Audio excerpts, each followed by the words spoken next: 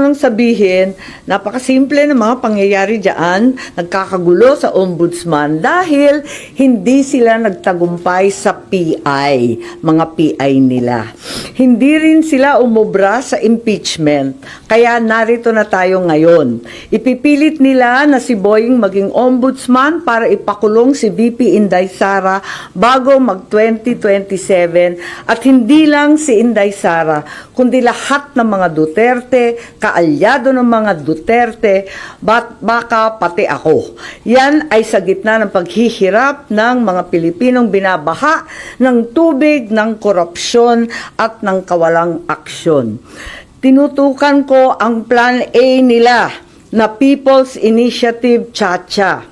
Binuking ko ang Plan B, yung impeachment, para mawala sa landas nila si VP Sara sa 2028. Ngayon, nasa Plan C na po tayo, sa ombudsman naman.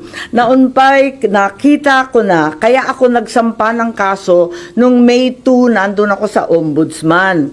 Kung hindi kayo titigil sa pamumulitika, mag-asaran tayo. Hindi ko rin kayo tatantanan.